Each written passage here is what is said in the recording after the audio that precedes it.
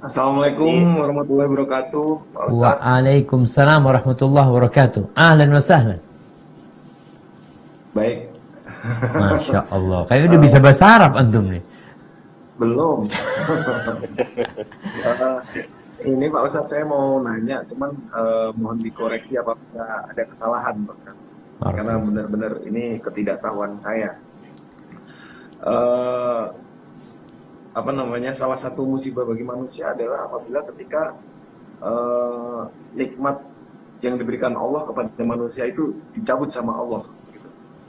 Dan salah satu nikmat yang saat ini saya sedang mengalami adalah nikmat dalam menjalankan ibadah apapun itu gitu.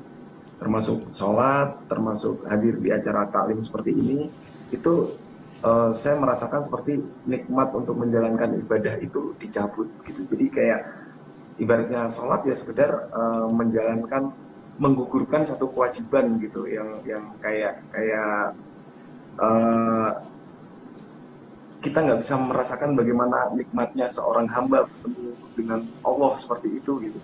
Yang sekedar misalnya sholat zuhur 4 rakaat ya kayak orang jumpalitan selesai kemudian kelar gitu. Terus kemudian apabila ada di acara taklim seperti ini kayak sekedar absen nama juragan udah selesai nanti kemudian kelar Setor seperti itu. muka, setor muka ya. Store muka. Bagaimana apa yang harus saya lakukan untuk mengembalikan nikmat itu agar dalam beribadah saya benar-benar bisa menemukan kenikmatan yang hakiki bagaimana ketika seorang umat manusia bertemu dengan Allah seperti itu. Nah, Pak Ustaz, subhanallah. terima kasih. Barakallahu fikum. Assalamualaikum warahmatullahi wabarakatuh. Waalaikumsalam warahmatullahi wabarakatuh. Masya Allah, pertanyaan yang menarik dari Mas Pur ini jamaah. Ya. Jadi memang banyak orang itu kalau bicara musibah, musibah buat dia itu ya kehilangan anak, kehilangan motor, di PHK, kemudian sakit, itu musibah. Ya, itu salah satu musibah. Tapi ternyata ada musibah yang besar. Yang Rasul SAW berdoa, وَلَا تَجْعَلْ مُصِيبَتَنَا فِي دِينِنَا. Ya Allah, jangan jadikan musibah kami itu menimpa agama kami. Jangan sampai. Kalau yang hilang itu rumah, kalau yang hilang itu motor, insya Allah bisa balik. Tapi kalau yang jadi musibah itu agama kami.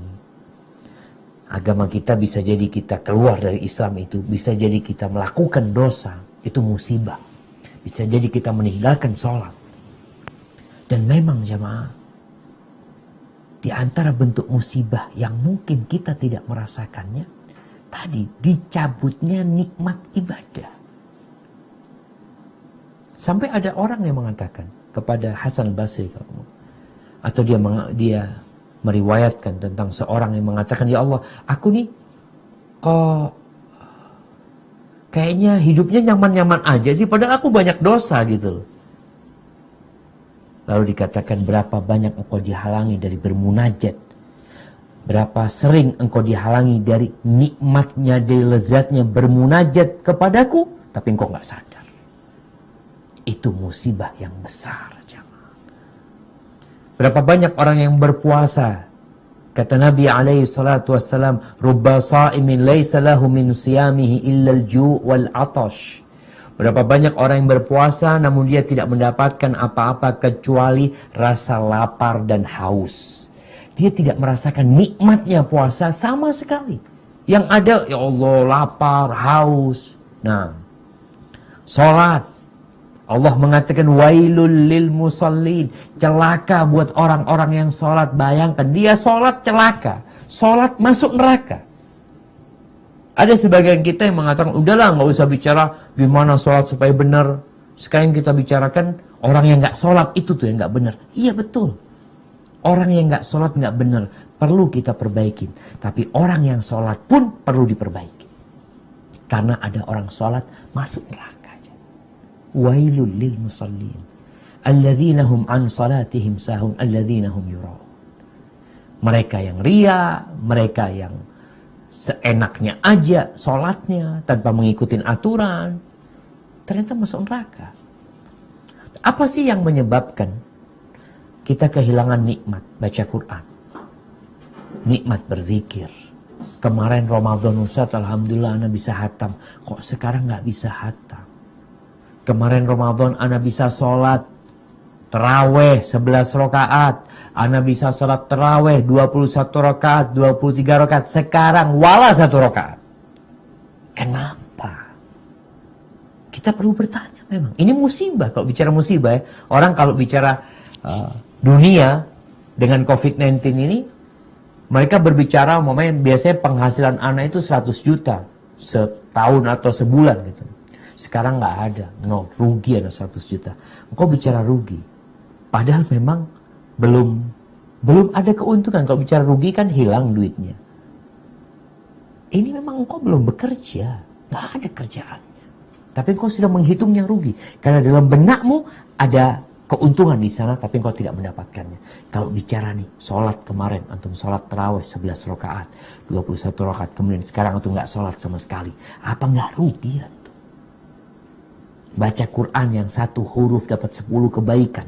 Kemarin Ramadan antum baca, sekarang antum nggak baca. Apa nggak rugi? Itu musibah.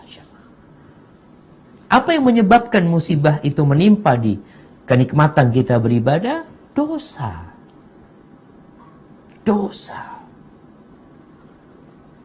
Dan salah satunya adalah ambisi dunia.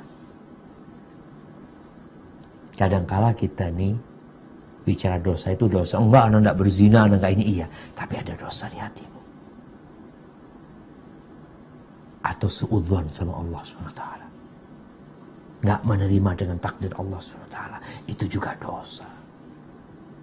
Jadi tatkala hamba kehilangan nikmat beribadah, yang harus dia lakukan adalah bertobat, istighfar.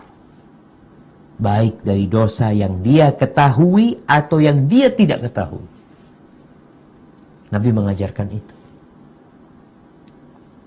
Bagaimana kita berdoa, Allahumma gfirli ma qaddamtu wa ma akhartu wa ma a'lantu wa ma asrartu wa ma asraftu. Allahumma gfirli khati'ati wa jahli wa amdi. Minta ampun ya Allah dosa-dosa yang aku kerjakan sengaja, yang tidak sengaja, yang aku tidak tahu, yang banyak, yang sedikit, yang terang-terangan, yang sembunyi, semuanya minta ampun. Tuh Nabi ngajarkan kita seperti itu. Jadi tatkala kita merasakan kehilangan nikmat dalam beribadah, ini buat orang yang sudah merasakan ya. Tapi ada orang yang sampai umur 60 tahun tidak merasakan nikmatnya beribadah. Yang ada ibadah itu masih beban buat dia. Belum nikmat.